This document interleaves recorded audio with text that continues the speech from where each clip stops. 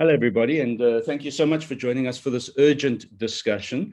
Um, uh, I'm very pleased to have a few members of our negotiating team with me here, led by Francois Deneerke, so thank you for joining us. The reason I asked Tara to call this meeting is that we are at a critical stage in the negotiation phase. The first engagement with trade unions at the Bargaining Council Wage Negotiation Forum has been completed, a two-day activity, which quite frankly, I think was very nondescript. And also, frankly, I think served to only do one thing, and that's to frustrate the process rather than to forward the process. And that's always one option in a wage negotiation when you feel you've got very little to offer. But the reality is this. At the moment, these are the thorny issues: the bargaining unit discussion, the minimum wage discussion, the percentage increase discussion, and then the issue of whether or not we are going to raise plant negotiated issues to the level of a national agreement, and in the process take away your discretion, further take away your discretion at plant level to engage and negotiate on a plant basis. The bargaining unit for me is a particularly thorny issue, even though the employer negotiating team have tended to shrug off the issue of the bargaining unit.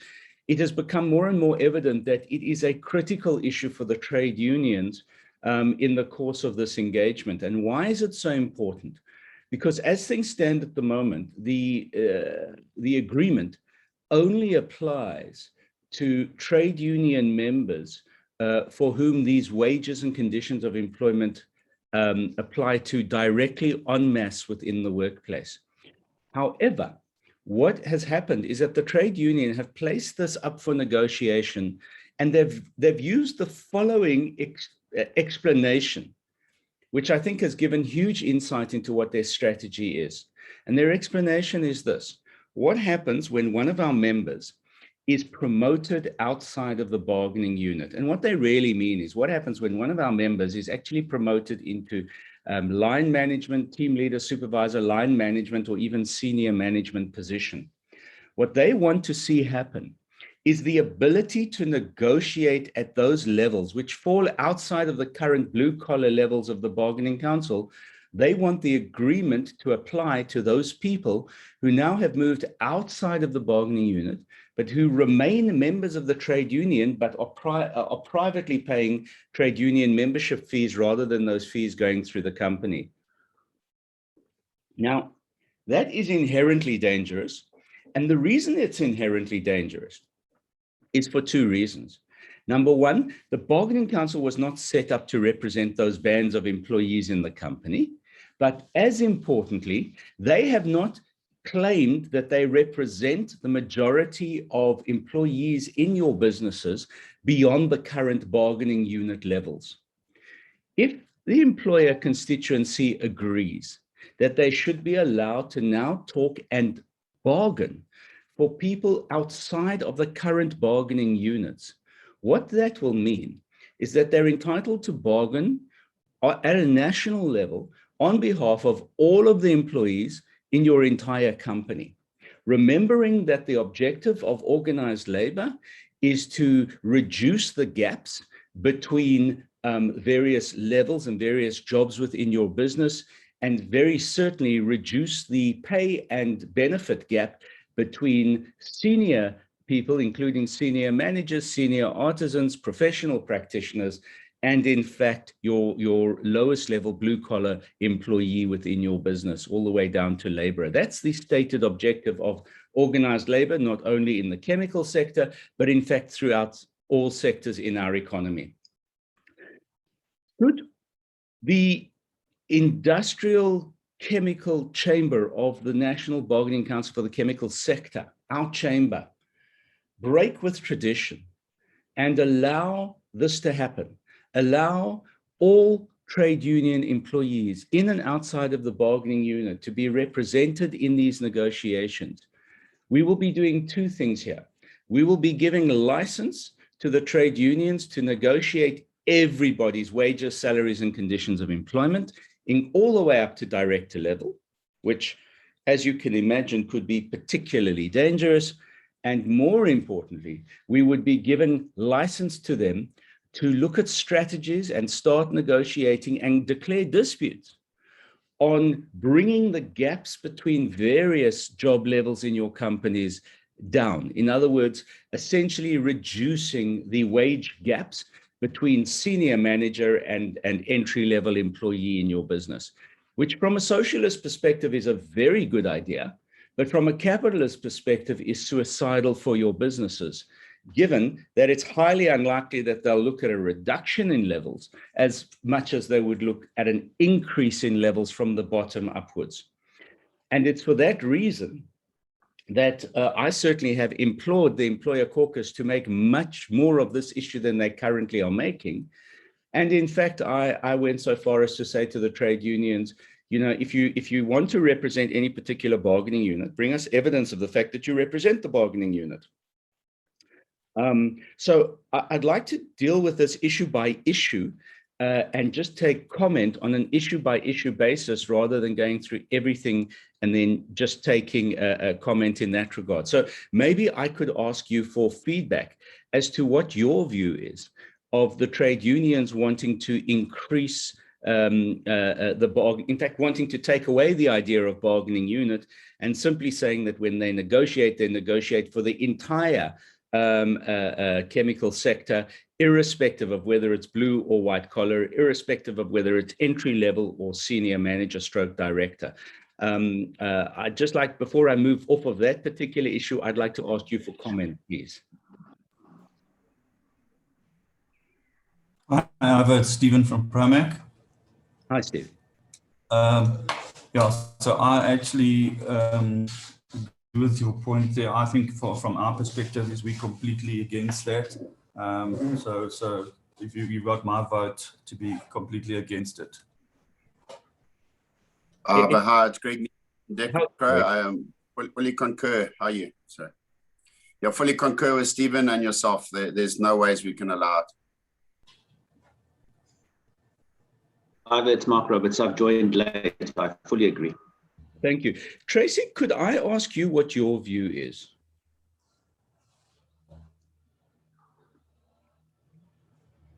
Morning, Arthur. Yeah, we certainly would support you on that. We're not interested in the bargaining council being open to everybody. 100% agree. You see, we have the advantage that at this moment in time, it's a voluntary bargaining council. In fact, we were one of the organizations that, you know, I think 30 years ago created the bargaining council.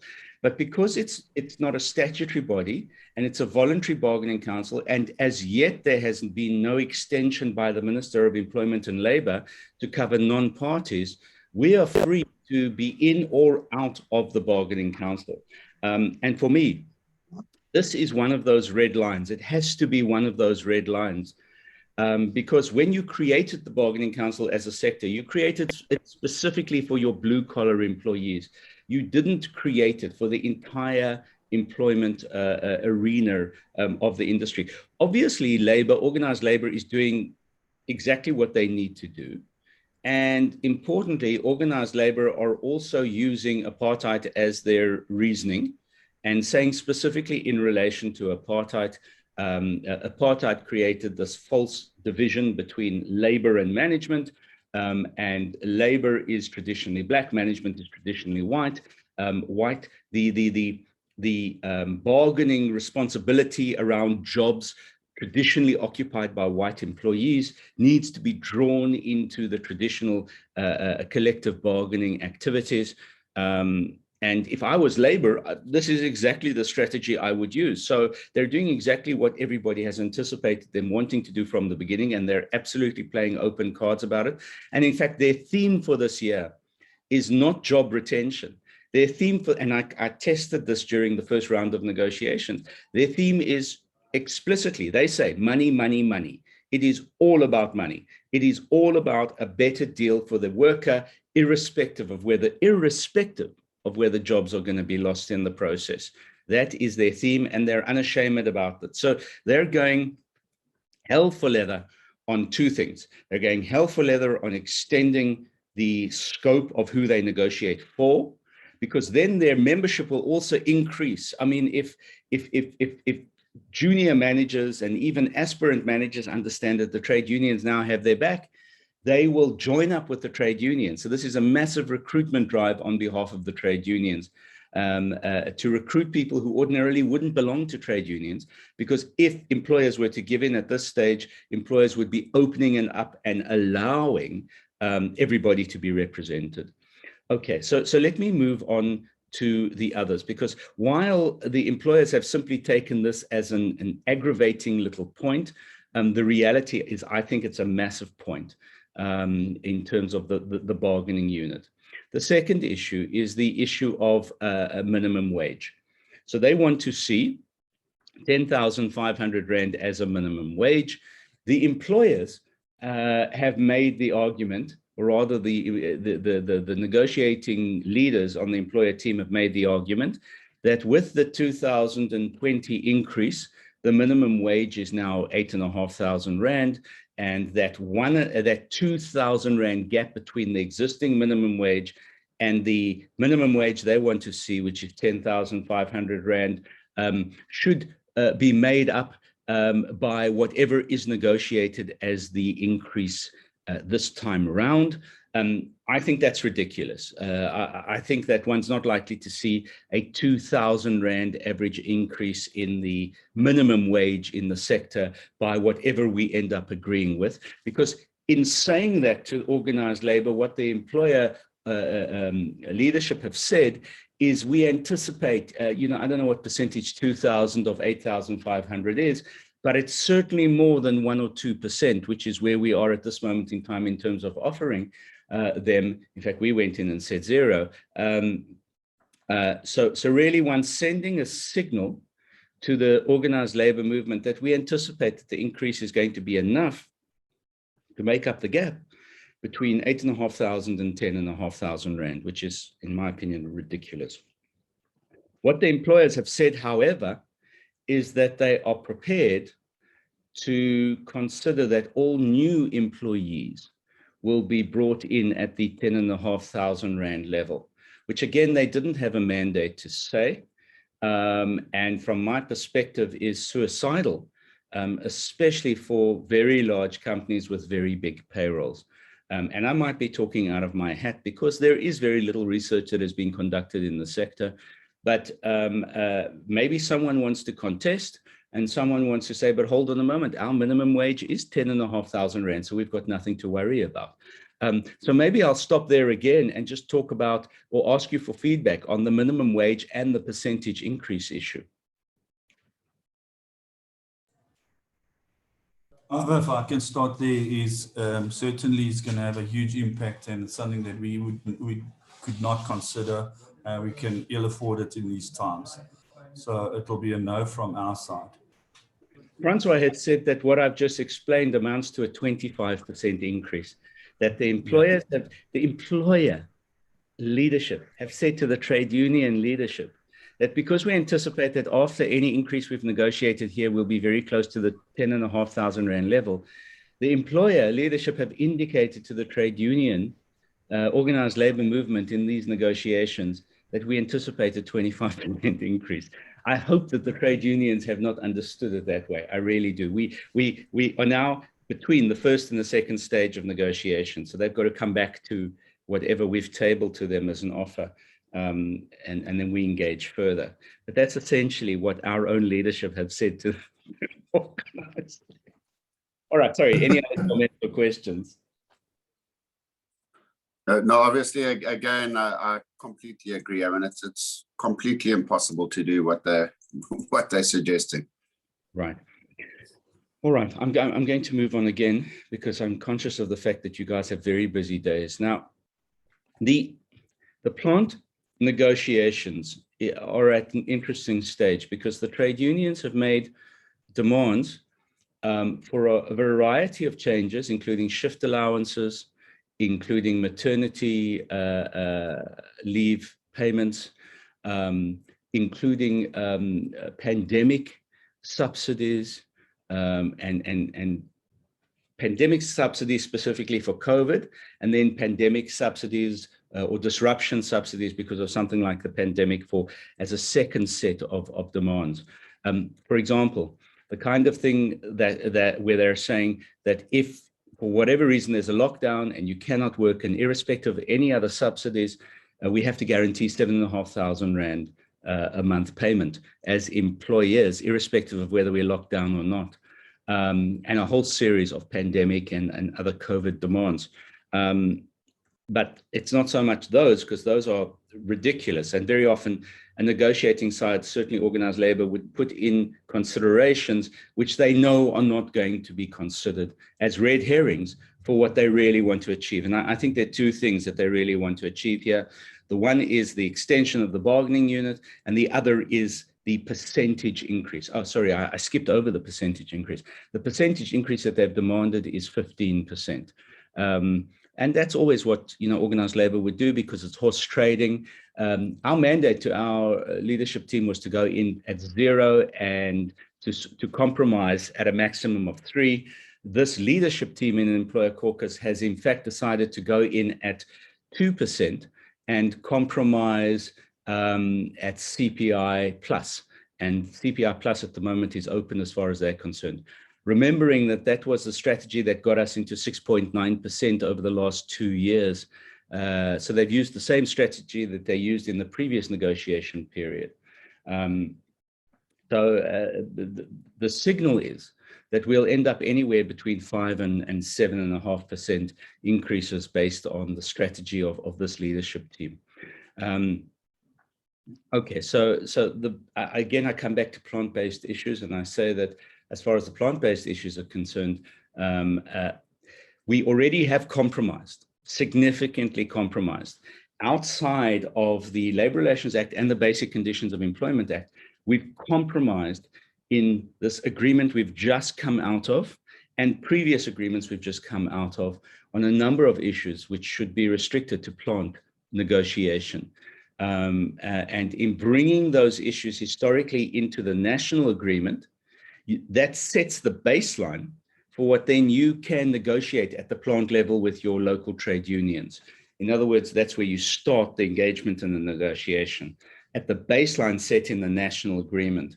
And now what the trade unions want to do is increase the baseline.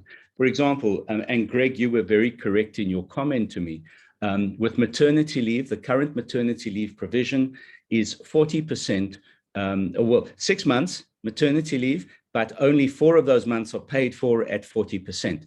The trade unions want 6 months to be paid for. Greg has said that if we ended up compromising, it would be only at 20% for those additional 2 months, and he's quite correct about that. But what the trade unions are doing here is putting stuff on the table that historically has been at plant level, and the moment they put them on the table, it opens up the door of negotiation. You can't say, you know, those are restricted for plant level. You have to engage, and that's their strategy.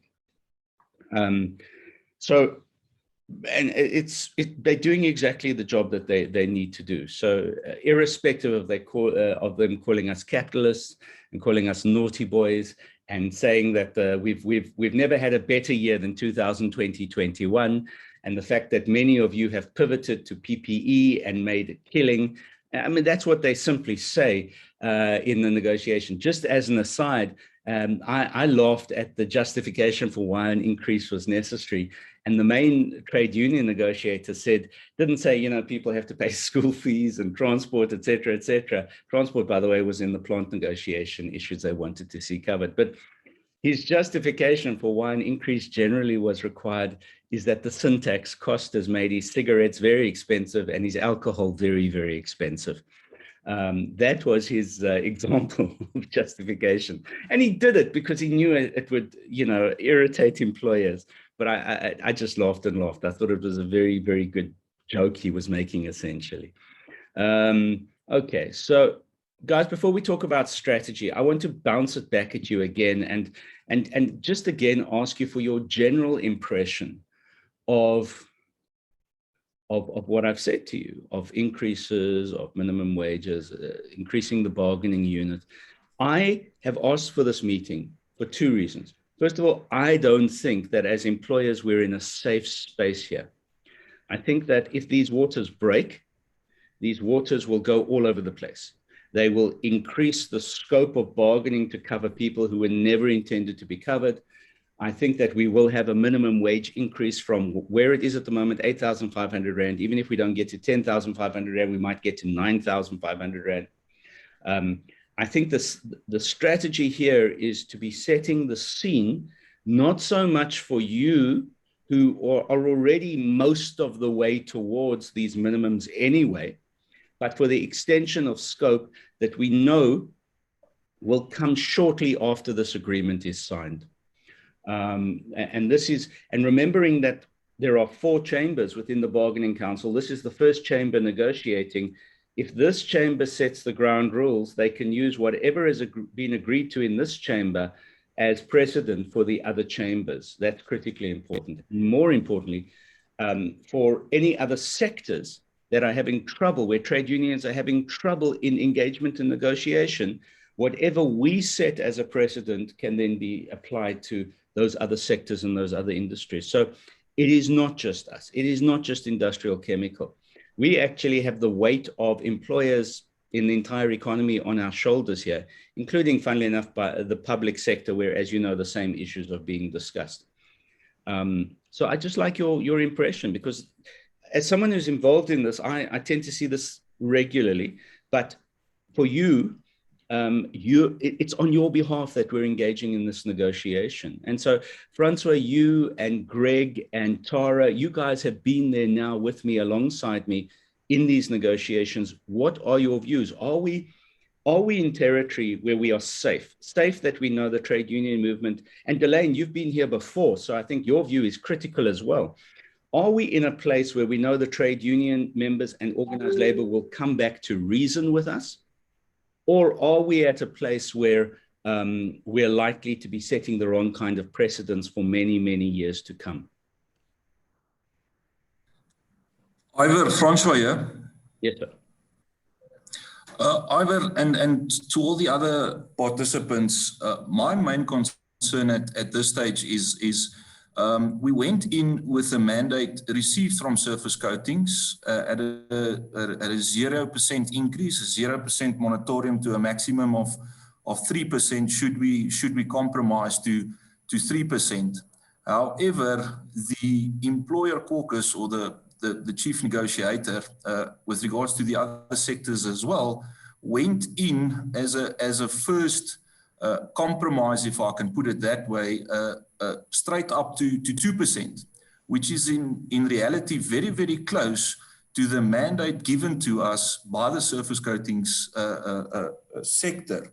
And that is my main concern, because I believe, as you rightly said, we'll be looking at a range between 5 and 7%.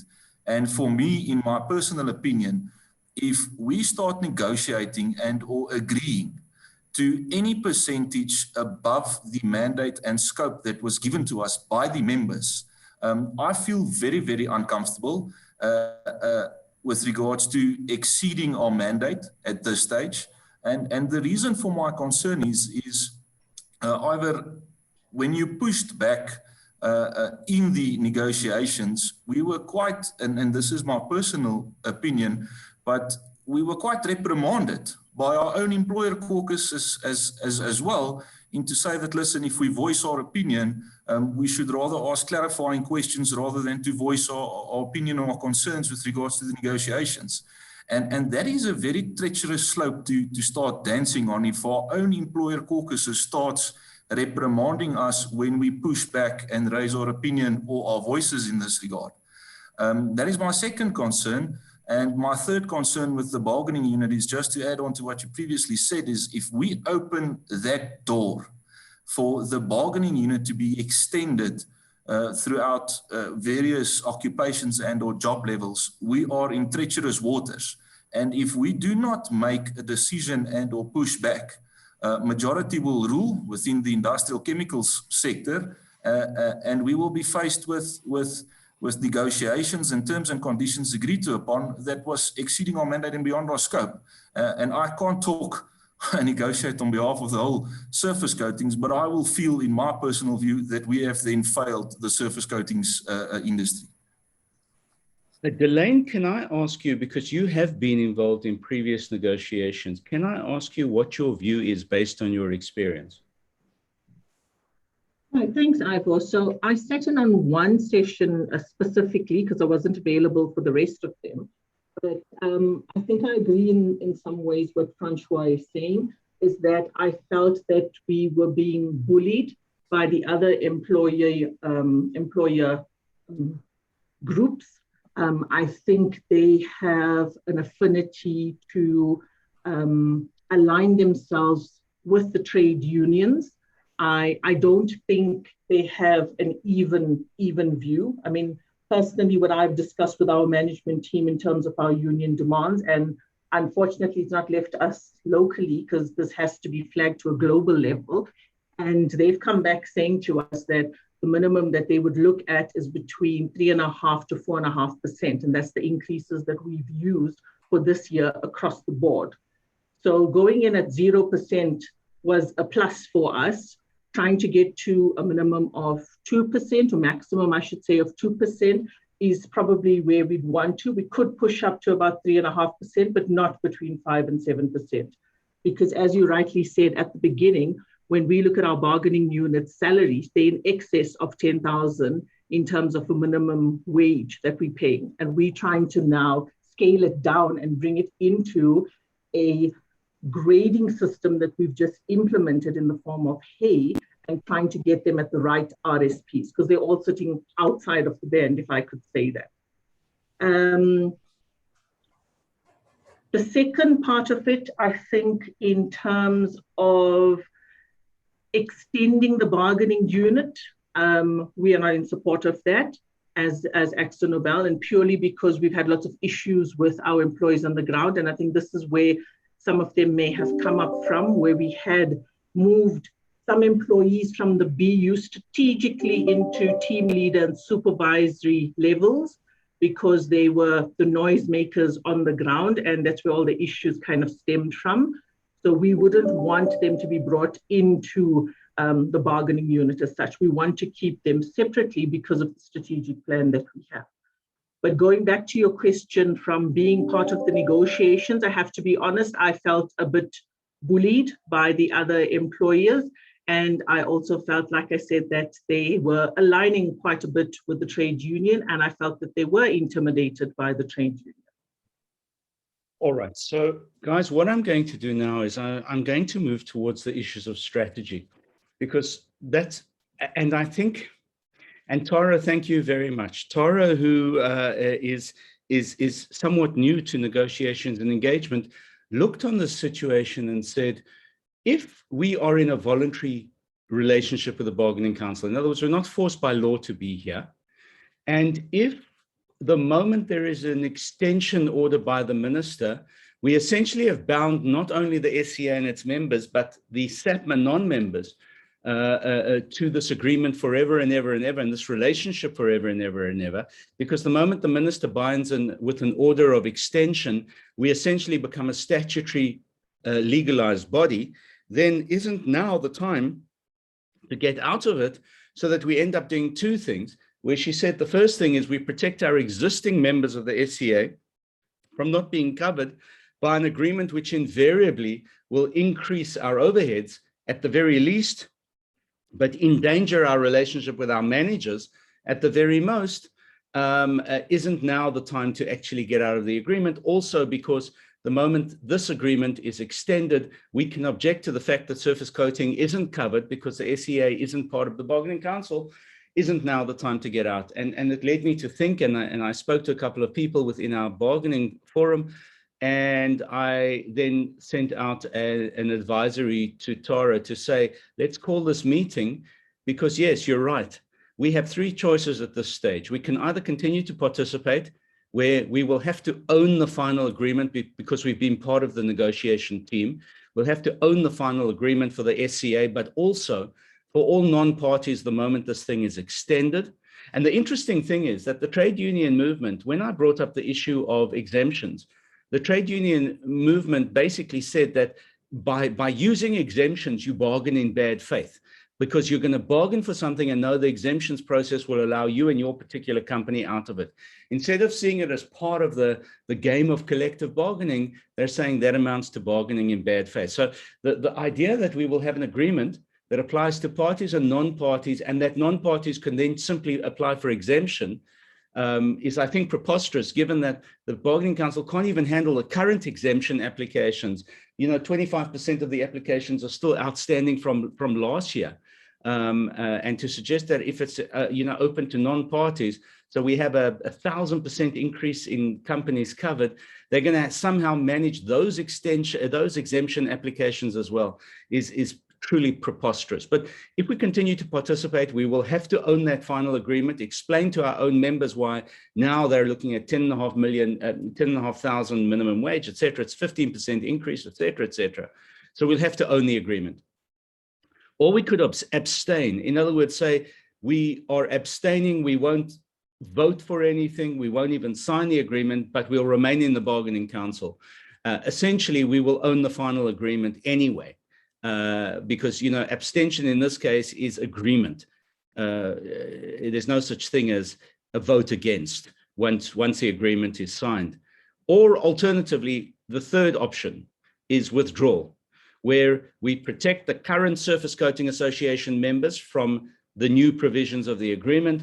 And importantly, in anticipation of an extension of the agreement to cover non-parties, we do the right thing for our surface coating sector as a whole, and we protect non-parties from an agreement coming down the line, which is signed into force, which could, quite frankly, decimate small and medium-sized players out there in the sector. Some of you in your own minds quietly might be saying, but that's a fantastic thing. We'll get rid of our competition who aren't members of the Surface Coating Association. But as an industry body, we cannot think like that. I don't think we can think like that. So we have three choices. We participate, we abstain, or we withdraw. Now, if we were to withdraw, it would be to notify the employer caucus of the Bargaining Council in writing that we hereby withdraw from negotiations. And more importantly, we will be withdrawing from the Bargaining Council, because this is most probably the last time we're going to have an opportunity or a right to withdraw as a voluntary player in the Bargaining Council. So that's the way we would do it. The risks are that we would have problems with our members, where our members want us to remain in the Bargaining Council, or that we would have problems with trade unions, where trade unions would try and push back, and through your employees in your companies, try and get your employees to keep us in the Bargaining Council. And there I refer to one company that has just now joined the Surface Coating Association because the trade unions put pressure on them to join the Surface Coating Association and become a party to the Bargaining Council, even though it's voluntary. Or in fact, we could have employee problems directly. And some of you might very well have employee problems. So the question is, you need on your own to evaluate your risk before we make a decision one way or the other. I'm of the view that if we suspend our role in the Bargaining Council pending a final vote of SCA members, in a week's time, whatever, the very action of doing that might put pressure on the leadership in the employer caucus to relook at some of the points we've been making, and to be more serious about how they treat us in the negotiation process. Although they could say, we are small, we're insignificant, we only represent 11 companies as it is, and therefore, completely disregard any kind of pressure we might try and put on them. And it's for that reason I am now throwing this back at you, because this is most probably the most critical part of this engagement and discussion, for me to get your view on how you think we should be proceeding.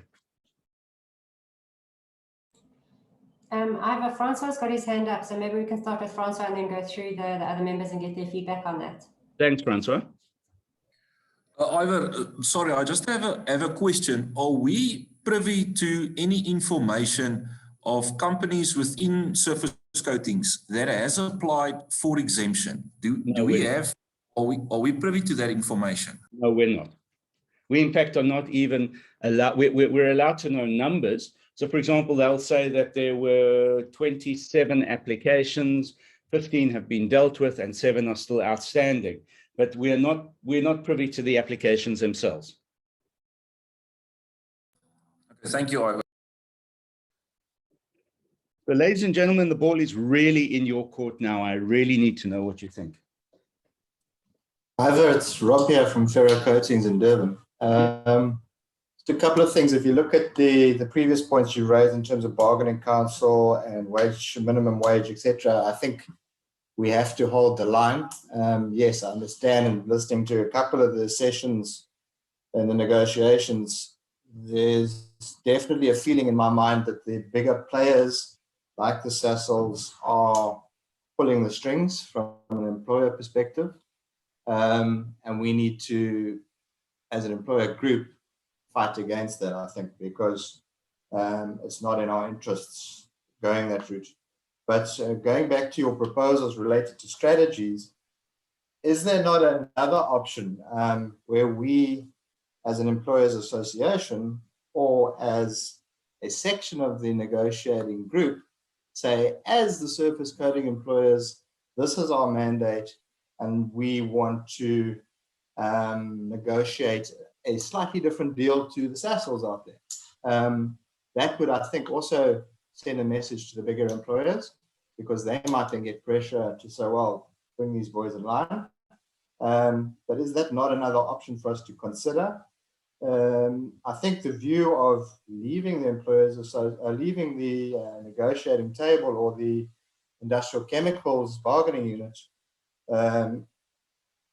if we were to go that route, do we not have to do it as an individual company?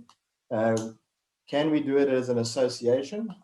I think we have to do it as individual companies. That would obviously bring it all back down to plant level, and we'd all have to deal with the issues at our plants.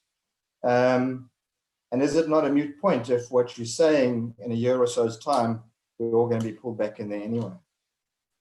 So thank you, Rob. Let me please just throw in if I've forgotten any particular point. So the first issue is that during the planning phase for the negotiations, there were quite a few other employers who wanted to do exactly what you suggested, where we say, for example, surface coating would engage a sub-agreement, petroleum would engage another sub-agreement, et cetera, et cetera. So that was in fact considered. And the employer caucus generally said, no, we should have one engagement rather than multiple smaller engagements. But that certainly has been on the table for a while. So the second point I want to say is this: it's perfectly within our domain to actually say to the trade union movement, we would like, as surface coating, to engage with you as trade unions in surface coating, because remember, some of the trade unions, or in fact, many of the trade unions are not in surface coating. This is the bargaining council trade union negotiating team is from all of the trade unions involved. So we could very well go to the major trade unions in the surface coating sector and say, we have no faith in the bargaining council process, but we want to engage with you on a surface coating agreement, perfectly within our rights to do that. And failing that, yes, it would revert back to plant-based negotiations.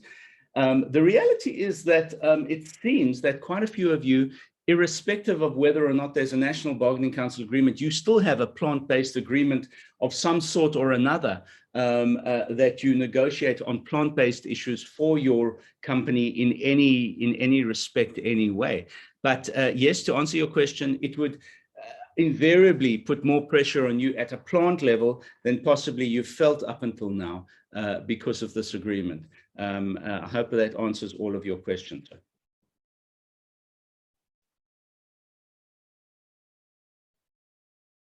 Any other thoughts or comments? It's Greg here again. Yeah, my view, the problem that I've always seen over the last couple of years is the fact that, the bargaining council, our guys haven't really taken the employees into account. I mean, the fact that nobody's actually, not one of us as employees has actually sat on the group, besides for yourself this year in terms of actually supporting us. We've never had their full backing. It is almost like a a gentleman's club, which for me is disturbing. So I would be for leaving the call it the association as such, moving away and creating our own surface coatings facilitation process, basically.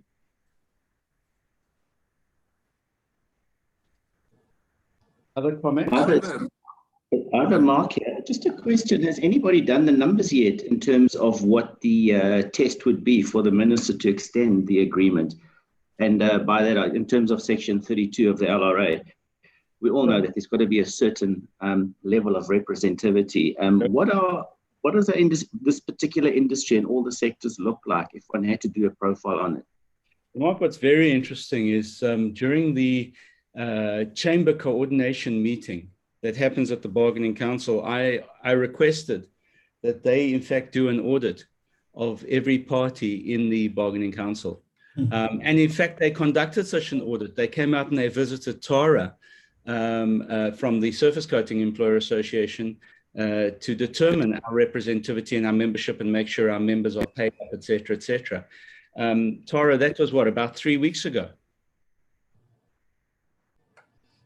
It was 3 weeks ago, yeah, about a month ago. And yeah, to be quite honest, it wasn't that successful because the mandate that they had received from the Bargaining Council was to audit for a 3-month period. So it was August, September, October of the previous year as to what the employee numbers were during that time and the contributions were to that time. And with me saying to them that ours is an annual contribution, it kind of threw them off. So I just sent them the report of the current members and that they were paid up or that we were receiving payment from them. So that's the report that I sent them, but no numbers of actual employees within those companies and no numbers as to what we receive and what our charge is per permanent employee. So I think it is quite vague, but we haven't received any feedback back from the Bargaining Council with regards to that audit.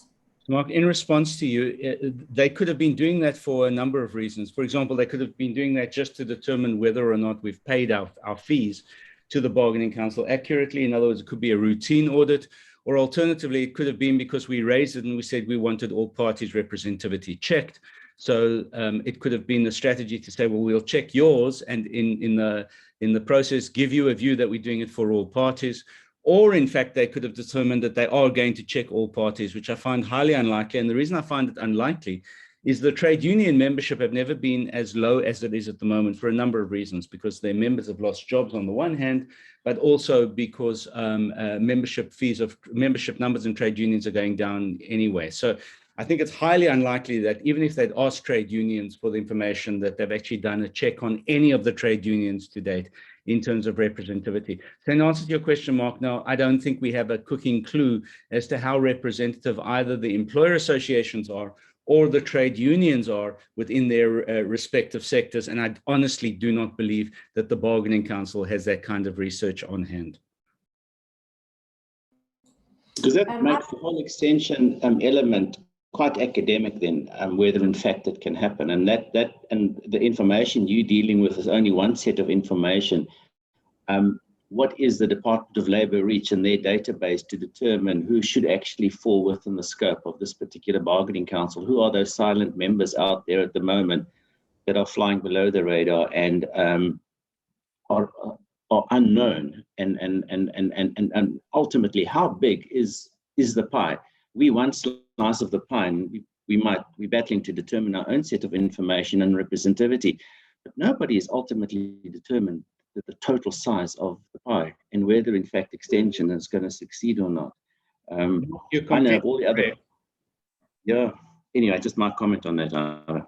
Yeah, no, look, you're completely correct. And the reality is that an extension application has a long way to go anyway, because what it basically implies is that the Department of Employment and Labour will then have to do an investigation of representativity, especially if we were to call representativity into doubt. And particularly if we were not part of the Bargaining Council, in other words, had pulled out of the Bargaining Council, because remember, the employees are entitled to also call for an extension of an agreement if they represent the majority of employees within companies within a sector.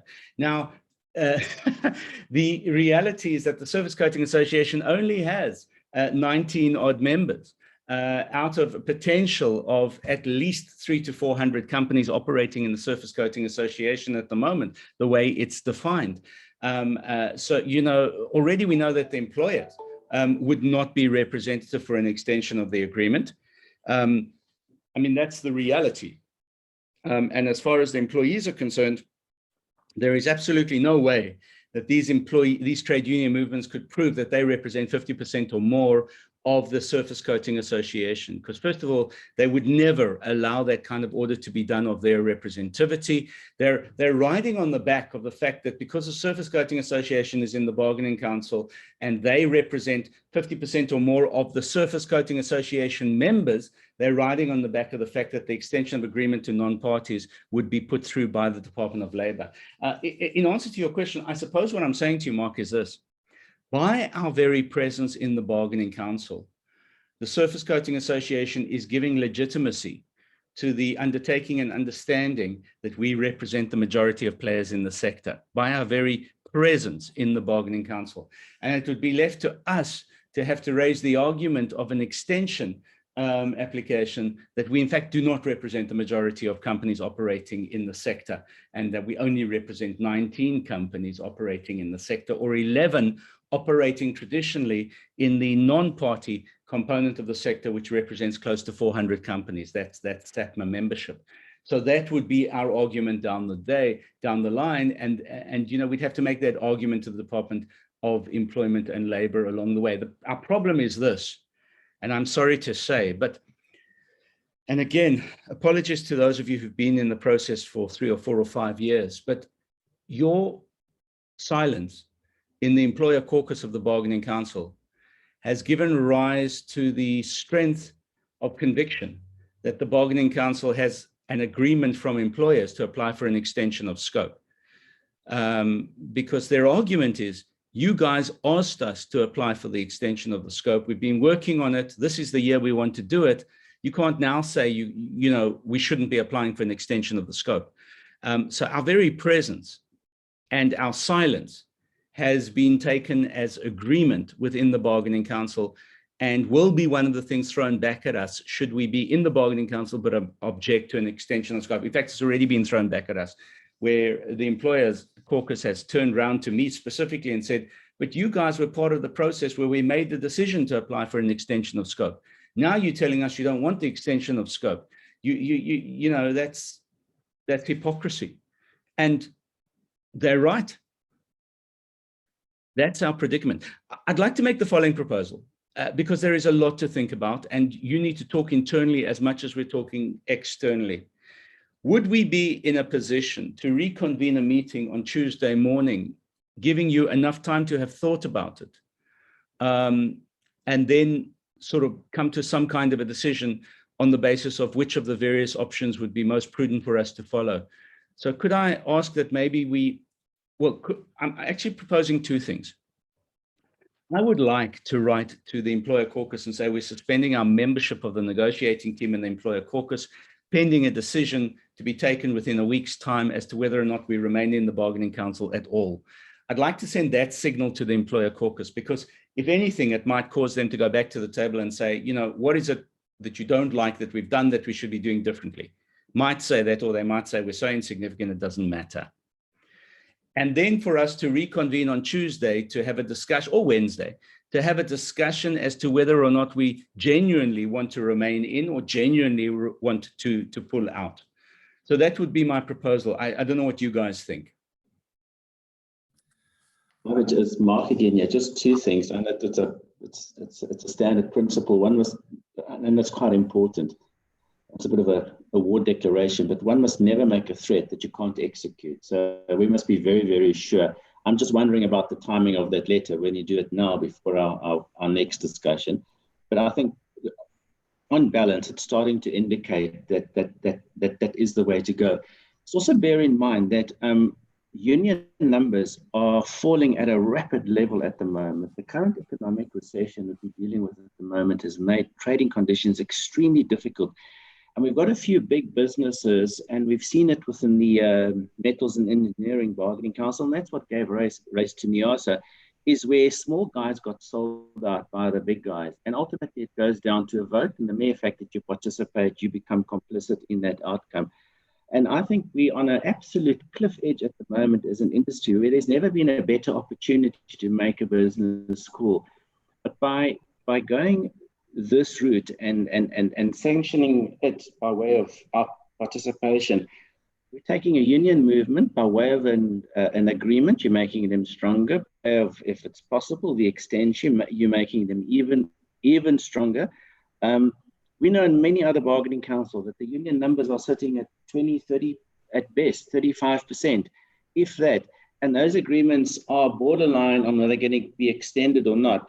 But what keeps the unions alive are these extended agreements. Look, we don't want plant level bargaining, but if we are at the mercy of bigger businesses and it's to our detriment, we're already involved in aspects of plant level bargaining. It is a concern we have as a member of this association, is that there are some issues that are not nationally bargained, and then they come to plant, and then we have issues and conflict at plant on these issues. So we're a little compromised there already.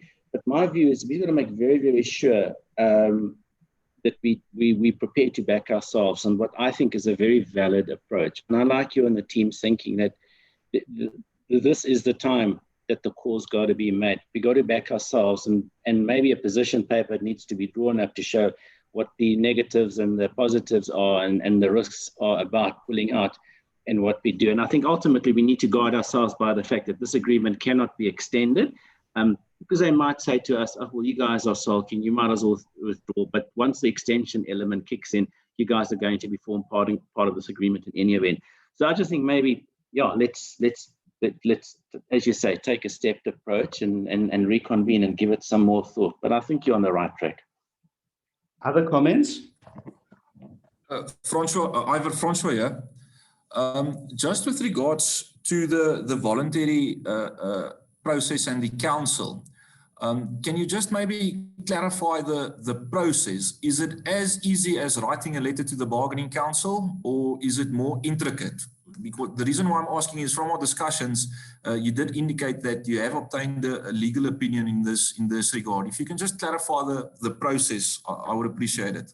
So Francois, the beauty about doing it now is the agreement has ended. So as things stand at the moment, there isn't an agreement. The agreement has ended, and the principle, as it was explained by Gerrie, who's the coordinator of the Employer Caucus, is that even if you withdraw, and you can withdraw just by a letter saying we withdraw because you're a voluntary party to the bargaining council, but even if you withdraw, all your outstanding obligations have to be settled, which is abiding by the agreement. The agreement is ended. We don't have the new agreement. If we wait until there's a new agreement and then try to withdraw, we'll still be subject to living out the life of that agreement because we were signatories to that agreement. But as things stand at the moment, if the agreement is not extended yet and we withdraw, it's as simple as a letter saying we were party to this bargaining council on a voluntary basis. We wish no longer to participate on a voluntary basis. The next thing I want to say is we strengthen the idea that if there is an extension of the agreement and the Surface Coating Association is not a member of the bargaining council, in other words, we're a non-party, we strengthen the idea that the minister will not be able to extend that agreement to cover surface coating because it is no longer party to the bargaining council, and therefore the agreement doesn't represent or doesn't cover the bargaining council. Thank you, Ivor. However, from Promex's side, I think we must take this with open arms, and so our vote would be to withdraw, and we would be quite happy for you, subject to next week's meeting overall, but to write the letter. That would be our view. One of the reasons that I wanted to write to them now is they're about to pull us into the second phase of negotiations, which is to get the trade union feedback and then to start countering with another, a counter offer in the process. And I think it would be dangerous to be pulled back into the second phase if we don't agree with what went on in the first phase. Agreed. I think, Mark, again, what legitimizes that is, of course, two things. Number one, that we cannot see that there's any validity or real scientific basis on which an extension can take place. And we must just therefore be very cautious that we're not grasping at fresh air and that allowing the union to table something that's actually unachievable in the first place. So I think that needs to be challenged. And number two, as pointed out early on by Delane, the fact that there's already been conflict between what the negotiating team and ourselves have put forward, and that our mandate has already been violated. And unless there's an alignment between ourselves and the employers, those are two very good reasons why you can start having a very in-principle discussion with them why we can't participate going further. There's huge conflicts of interest and matters of principle at stake here. And under those circumstances, it's to our absolute detriment. So what I would like to, sorry, Francis, I was about to say, so what I would like to then do is I would like to then say, I will write to them and tell them at this stage, we just want to suspend our membership of the negotiation team and the employer caucus for purposes of this negotiation, which we would confirm, let's say 2 weeks later, and then to reconvene this meeting for Tuesday or Wednesday so that I can then get your final views. I mean, if you come back and say, no, for whatever reason, we collectively, we would rather stay in, then we can always say, right, well, we hereby revoke our suspension and we will subject ourselves to any final agreement. I just want to point out one additional thing that I think is critically important in terms of what Mark just said, and that is this. The application for the extension of the agreement is not coming from the trade union movement. The application for the extension of the agreement is a joint decision of the trade union and employer caucuses. This is how dangerous this thing is. We, the employers, are agreeing with the trade unions. In fact, we initiated the discussion, not the trade unions, that this agreement should be extended to cover non-parties. Because we, the employers, said there are not enough employers paying fees to the bargaining council. And if we extend to non-parties, we will have a better income base for the bargaining council. Sorry, can I just come in here? My recording broke up just now. So I just want to clarify that if we pull out of the National Bargaining Council as the Surface Coatings Employees Association and the agreement is extended, will we still fall into that non-party pool and still be included in a couple of years' time or a year's time down the line? And then all our efforts have been wasted, or will we be excluded from that and just form a bigger pool yeah. We will have two things I want to say to you, Tara. We will have a better reason to reject the extension. In other words, to say to the minister, you can't extend for the following reasons. We will have a better reason because we were part of the bargaining council. We withdrew from the bargaining council because the agreement currently doesn't apply to those guys who were members of the bargaining council. And we certainly don't think that under those circumstances, you have any justification for extending now to non-parties who are even more removed from the bargaining council. The members of the bargaining council withdrew from the bargaining council because we didn't want to be subjected to the voluntary agreement. How can you now extend to non-parties who were never party to the negotiations in the first place?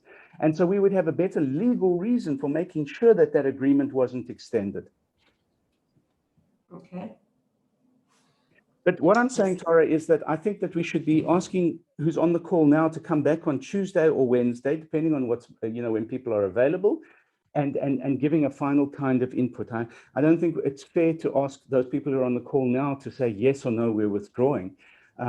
So I would like to do those two things. Number one, write to the employer caucus. And then number two, we convene a meeting next week to get your final views on what we should do, what the risks are, and whether or not you agree that we can, withdraw from the bargaining council. Is there agreement on that? So I would like to then obviously send the recording of this message to all Surface Coatings members, and then maybe reconvene maybe on Tuesday next week. Because I'm also just thinking about timing. If we say to the bargaining council that we're going to suspend our membership right now, and come back to them in 2 weeks' time. That's the 21st. And I think second round, just confirm with me, but I think second round negotiations starts on the 24th again, which is the following Monday. So if we reconvene by Tuesday, Wednesday next week, and then give them until the 20th or the 21st to finalize that we're definitely withdrawing or not, then at least if we need to be part of the negotiations on the 24th, 25th or not, it still gives them a bit of time. Yes. Okay. So guys, can we reconvene next week again when you've had a chance to, watching rugby on Saturday, think about the suggestion? Agreed, Ivor. Thank you. Any disagreement? I agree with you, Ivor. Good call. All right. Thank you all so much, and sorry to have gone over the time. It was only supposed to be half an hour discussion. Thank you all so much for attending. Thanks, Ivor. Thanks. Thank you. Ivor.